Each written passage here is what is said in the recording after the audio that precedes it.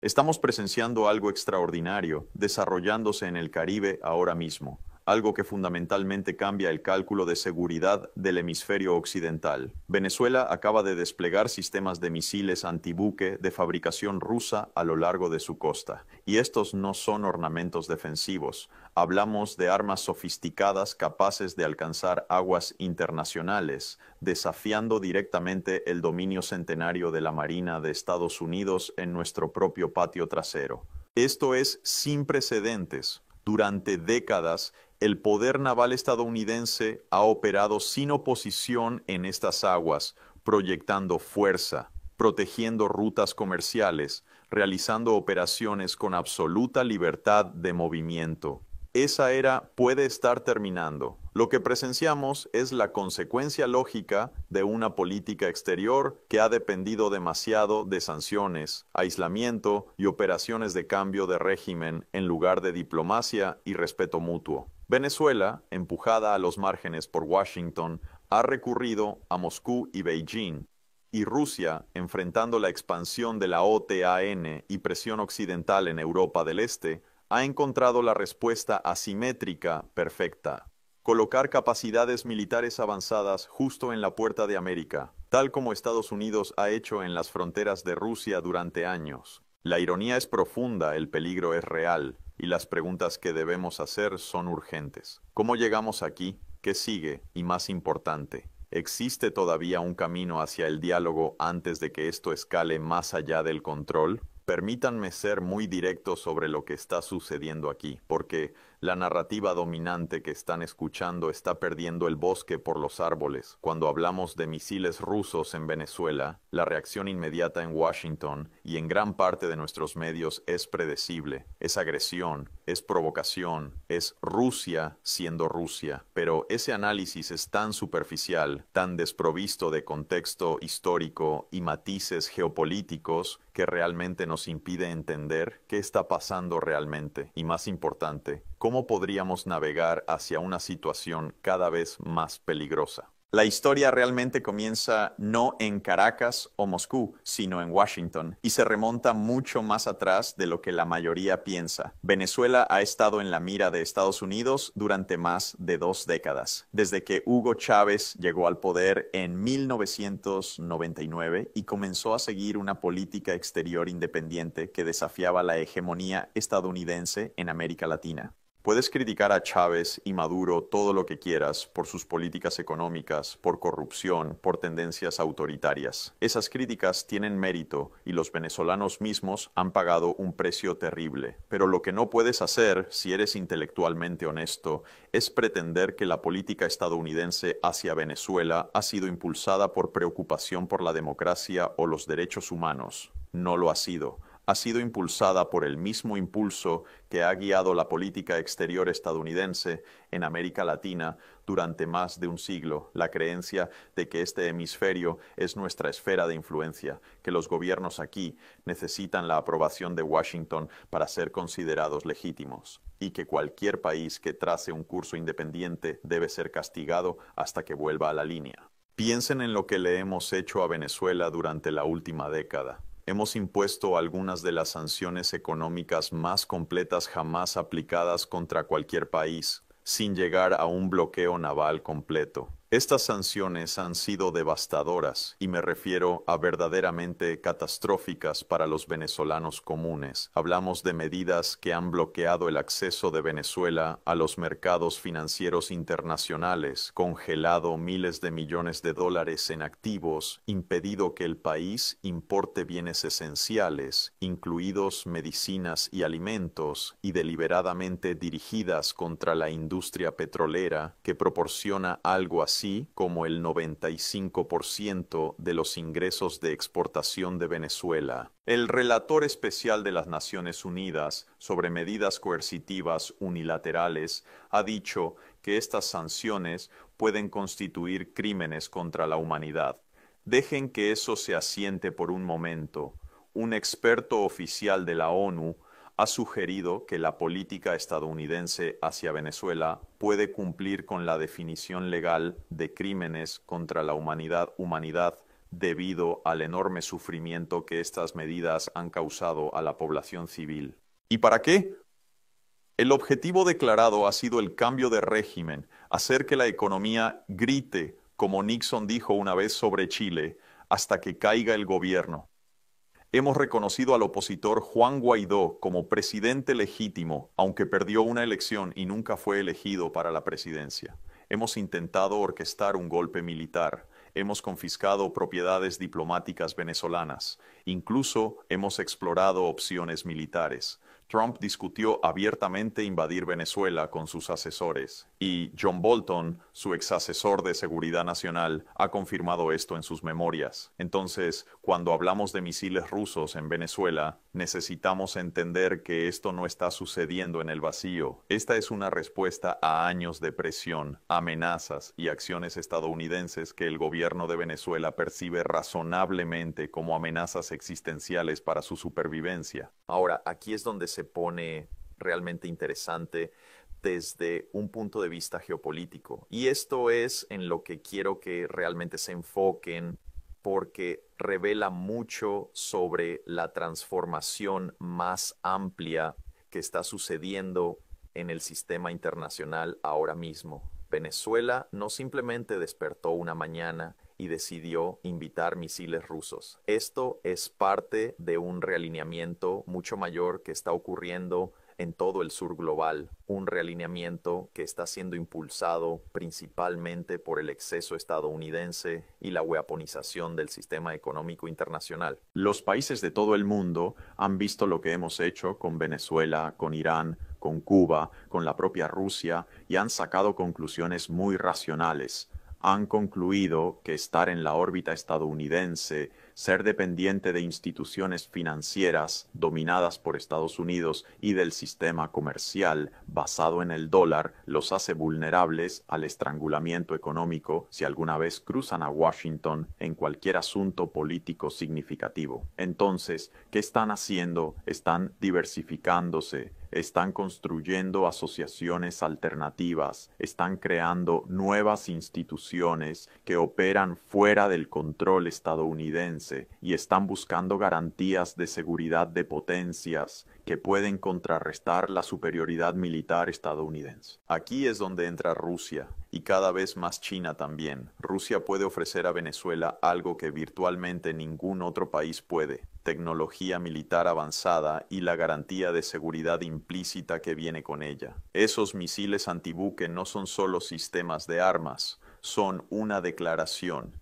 Es Venezuela diciéndole a Washington: no estamos solos, tenemos amigos poderosos, y si están pensando en intervención militar, necesitan pensar muy cuidadosamente sobre los costos. Desde la perspectiva de Moscú, esto tiene perfecto sentido estratégico y francamente es sorprendente que no haya sucedido antes. Rusia ha estado lidiando con la expansión de la OTAN hasta sus fronteras durante 3 décadas. Hay tropas y sistemas de armas estadounidenses en Polonia, en los estados bálticos, en Rumania. La OTAN realizó ejercicios militares en Ucrania durante años antes del conflicto actual. Los sistemas de defensa antimisiles estadounidenses, ostensiblemente dirigidos a Irán, se han colocado en Europa del Este, donde teóricamente podrían usarse contra las fuerzas estratégicas rusas. Cada vez que Moscú ha objetado este cerco, cada vez que los líderes rusos han dicho que esto amenaza su seguridad y viola el espíritu de los acuerdos hechos al final de la Guerra Fría, Washington básicamente ha dicho: qué mal, estos países tienen derecho a elegir sus alianzas, esto no es asunto tuyo. Bueno, está bien. Si ese es el principio, si los países tienen el derecho soberano de hacer sus propios arreglos de seguridad independientemente de cuán amenazantes los encuentren sus vecinos, entonces ese principio tiene que aplicarse universalmente. No puedes decir que Ucrania tiene derecho a unirse a la OTAN sobre las objeciones rusas, pero Venezuela no tiene derecho a albergar misiles rusos sobre las objeciones estadounidenses. Eso no es un principio, eso es solo hipocresía. Eso es solo decir que el poder hace el derecho y nosotros hacemos las reglas porque somos más poderosos. Y creo que los rusos miran esta situación y ven una oportunidad perfecta para lo que llaman simetría estratégica. Ustedes ponen misiles en nuestra frontera, nosotros pondremos misiles en la suya. ¿Quieren jugar este juego? Juguemos. El problema, por supuesto, es que este juego es increíblemente peligroso. Ya hemos estado aquí antes. La crisis de los misiles de Cuba en 1962 nos llevó más cerca de la guerra nuclear que en cualquier otro momento de la historia humana. Esa crisis se resolvió a través de diplomacia por canales traseros y compromiso mutuo. Los soviéticos retiraron sus misiles de Cuba y a cambio Estados Unidos retiró silenciosamente misiles de Turquía y se comprometió a no invadir Cuba. Se resolvió a través del diálogo, a través de que cada lado reconociera las preocupaciones de seguridad legítimas del otro, a través del arte de gobernar. Pero ese tipo de sabiduría diplomática parece estar muy escaso en Washington estos días. En cambio, tenemos un establecimiento de política exterior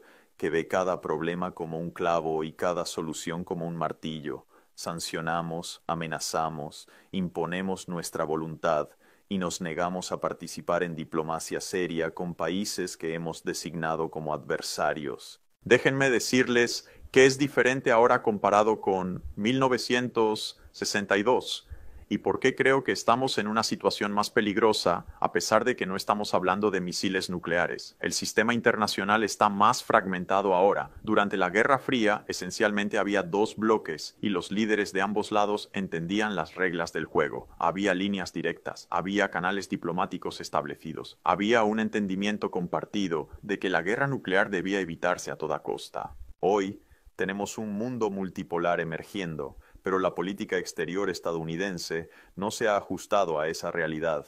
Todavía estamos tratando de mantener el momento unipolar de los años 90, todavía actuando como si pudiéramos dictar términos al resto del mundo. Mientras tanto, China se ha convertido en una superpotencia económica. Rusia ha reconstruido sus capacidades militares. Potencias regionales como India, Brasil, Turquía e Irán se están afirmando más enérgicamente. Y el sur global está cada vez más dispuesto a simplemente seguir el liderazgo de Washington. En este contexto, los misiles rusos en Venezuela son un síntoma de un problema más amplio: el colapso de la arquitectura de seguridad posterior a la Guerra Fría y la ausencia de cualquier marco diplomático serio para manejar la competencia entre grandes potencias. Ya no tenemos acuerdos de control de armas. La mayoría de ellos han sido abandonados o se les ha permitido expirar.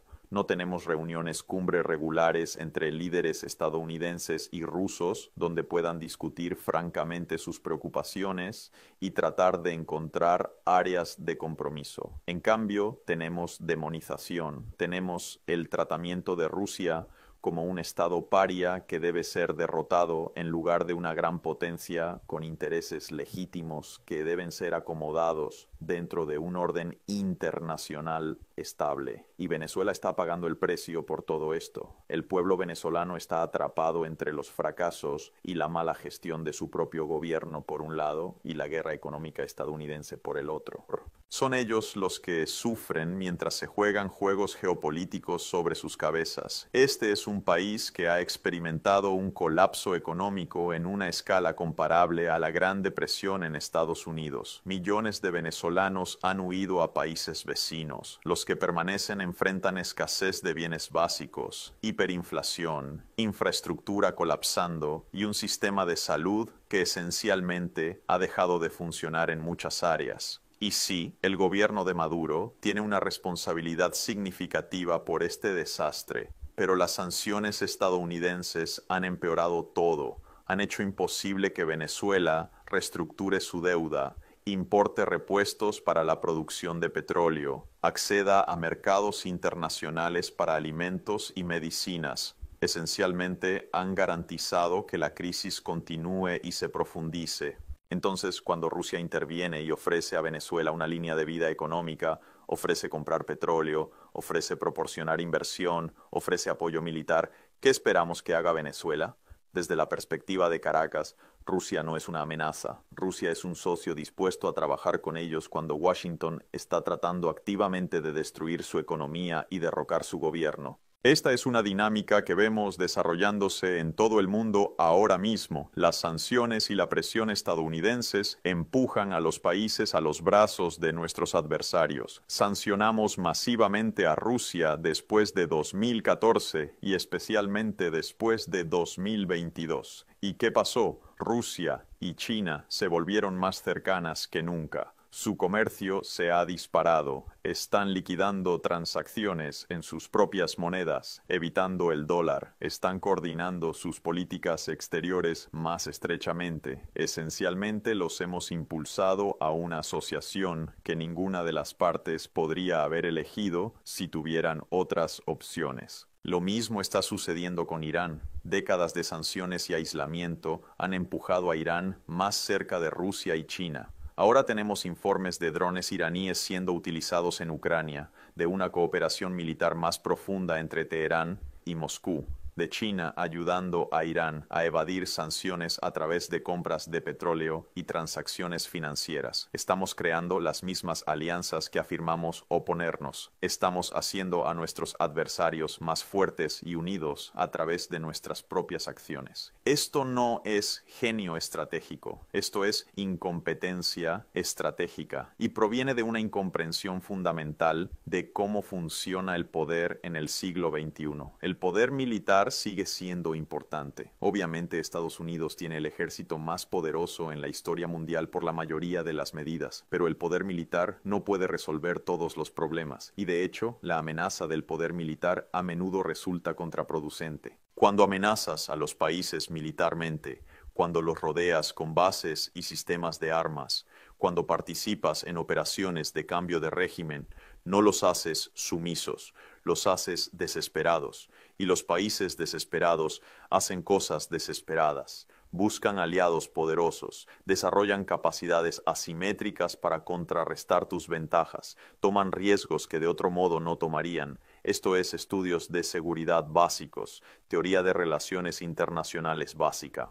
Pero de alguna manera parece haber sido olvidado por los formuladores de políticas estadounidenses, que piensan que más presión, más sanciones, más amenazas militares eventualmente romperán la voluntad de nuestros adversarios. No lo hará, no lo ha hecho. Miren el registro. Hemos sancionado a Cuba durante más de 60 años. Ha caído el gobierno cubano, number. Hemos sancionado a Irán durante más de 4 décadas. ¿Se ha vuelto Irán más complaciente con las demandas estadounidenses? Number. Si acaso se han vuelto más desafiantes y han desarrollado capacidades nucleares que no tenían antes. Sancionamos a Corea del Norte durante décadas. Renunciaron a su programa de armas nucleares. Number, lo aceleraron. Las sanciones y el aislamiento no producen los resultados prometidos por sus defensores. Lo que producen es sufrimiento para la gente común, afianzamiento de gobiernos autoritarios que pueden culpar a enemigos externos por problemas internos y la formación de alianzas alternativas que reducen la influencia estadounidense. Entonces, hablemos de cómo sería una política racional hacia Venezuela, porque creo que hay un camino hacia adelante aquí, pero requiere un cambio fundamental en el pensamiento. Primero, necesitamos reconocer que el cambio de régimen no es un objetivo legítimo de política exterior. Es una violación del derecho internacional, es una violación de la Carta de la ONU y simplemente no funciona en la mayoría de los casos. Sí, a veces logramos derrocar gobiernos que no nos gustan, pero ¿qué viene después? Miren Libia después de que ayudamos a derrocar a Gaddafi. Miren Irak después de que derrocamos a Saddam. Miren Afganistán después de 20 años de ocupación estadounidense. Estas no son historias de éxito. Son catástrofes que han costado millones de vidas y billones de dólares y han dejado a los países en cuestión peor que antes. Segundo, necesitamos levantar las sanciones a Venezuela, no porque aprobemos al gobierno de Maduro, no porque pensemos que sus políticas son buenas, sino porque las sanciones están lastimando a los venezolanos comunes, mucho más de lo que están lastimando al gobierno, y porque son contraproducentes para nuestros propios objetivos declarados. Si realmente queremos promover la democracia y los derechos humanos en Venezuela, estrangular la economía es exactamente el enfoque equivocado. El colapso económico crea condiciones que favorecen el autoritarismo, no la democracia. Crea desesperación, crea caos, crea exactamente el ambiente donde prospera la política del hombre fuerte. Si queremos apoyar la democracia en Venezuela, deberíamos estar apoyando al pueblo venezolano, apoyando a la sociedad civil, participando diplomáticamente, no destruyendo la economía y luego actuando sorprendidos cuando las cosas empeoran. Tercero, necesitamos participar en diplomacia seria con Rusia, no solo sobre Venezuela, sino sobre toda la gama de temas de seguridad que nos están llevando hacia la confrontación. Esto significa hablar sobre la expansión de la OTAN,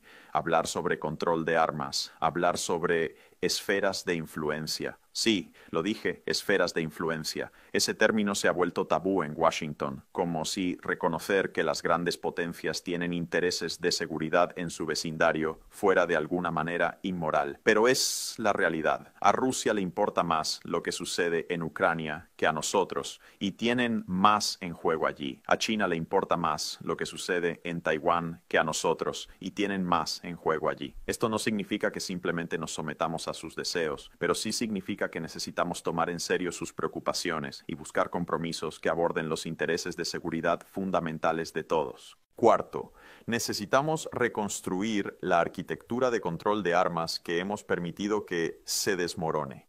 El tratado INF se ha ido. El tratado de cielos abiertos se ha ido. New START está colgando de un hilo. Necesitamos nuevos acuerdos que cubran las nuevas tecnologías y el nuevo entorno de seguridad. Esto incluye armas cibernéticas, misiles hipersónicos, inteligencia artificial en sistemas de armas y sí, misiles antibuque en el Caribe. Pero no puedes negociar acuerdos de control de armas si no estás hablando con el otro lado. No puedes construir confianza y reducir tensiones si tu política es aislamiento y confrontación. Ahora, sé lo que algunos de ustedes están pensando, esto suena como apaciguamiento, están pensando que estoy siendo ingenuo sobre Rusia o Venezuela o la naturaleza de los regímenes autoritarios. Pero déjenme ser muy claro sobre algo, la diplomacia no es apaciguamiento, reconocer los intereses de seguridad legítimos de otros países no es debilidad, encontrar compromisos mutuamente aceptables no es rendición. Lo que estoy defendiendo no es algún tipo de filosofía idealista de paz a cualquier precio. Estoy defendiendo el realismo de cabeza dura. Estoy defendiendo el tipo de diplomacia que mantuvo fría la Guerra Fría, que previno la aniquilación nuclear que eventualmente llevó al fin pacífico de la Unión Soviética. La verdadera ingenuidad es pensar que podemos intimidar al resto del mundo para que se someta. La verdadera debilidad es negarse a comprometerse con países con los que no estamos de acuerdo. El peligro real es caminar sonámbulos hacia conflictos que no sirven a los intereses de nadie porque somos demasiado orgullosos o demasiado ideológicos para comprometernos. Y no se equivoquen, hacia allí nos dirigimos. Si no cambiamos de rumbo, el despliegue de misiles rusos en Venezuela es una escalada. Se encontrará con una contraescalada. Tal vez aumentemos nuestra presencia militar en la región. Tal vez proporcionemos más armas a grupos de oposición. Tal vez apretemos las sanciones aún más. Y entonces, ¿qué? Rusia escala de nuevo. Nosotros escalamos en respuesta. En cada paso la situación se vuelve más peligrosa. El espacio para el error de cálculo crece y el riesgo de conflicto real aumenta. Esta no es una preocupación académica abstracta. Ya estamos viendo cuán rápidamente las cosas pueden salirse de control. Miren lo que está sucediendo en el Mar Negro con el conflicto de Ucrania. Miren los incidentes entre las fuerzas estadounidenses y rusas en Siria. Miren las llamadas cercanas que hemos tenido con aviones y barcos militares chinos en el Mar del Sur de China. Estos son los tipos de situaciones donde ocurren accidentes, donde ocurren malentendidos, donde un comandante local toma una decisión que de repente escala a una crisis internacional. Y una vez que eso sucede, una vez que se disparan tiros, la lógica de la guerra toma el control y se vuelve muy difícil desescalar. Entonces, sí, los misiles rusos en Venezuela son un problema, pero son un síntoma, no la enfermedad. La enfermedad es una política exterior que depende de la coerción en lugar de la persuasión, del unilateralismo en lugar del multilateralismo, de la amenaza de fuerza en lugar del trabajo paciente de la diplomacia. Hasta que abordemos esa enfermedad subyacente, hasta que repensemos fundamentalmente nuestro enfoque hacia el mundo, vamos a seguir enfrentando estas crisis. Y tarde o temprano nuestra suerte se acabará. Tarde o temprano una de estas confrontaciones va a escalar más allá de nuestra capacidad para controlarla. La elección es nuestra. Podemos continuar por el camino de la confrontación. Podemos seguir tratando de mantener el dominio global a través de la coerción militar y económica. Podemos seguir tratando la diplomacia como una señal de debilidad en lugar de una herramienta del arte de gobernar. O podemos reconocer que el mundo ha cambiado, que el poder estadounidense, aunque todavía formidable, no es ilimitado y que nuestra seguridad en el siglo XXI no depende de nuestra capacidad para dominar a otros, sino de nuestra capacidad para trabajar con ellos, para construir un orden internacional más estable y justo. Sé qué camino creo que deberíamos tomar. La pregunta es si nuestros líderes tienen la sabiduría y el coraje para tomarlo. El tiempo se está agotando y las consecuencias de la inacción podrían ser catastróficas no solo para Venezuela, sino para toda la región y potencialmente para el mundo. La historia nos juzgará por las decisiones que tomemos hoy.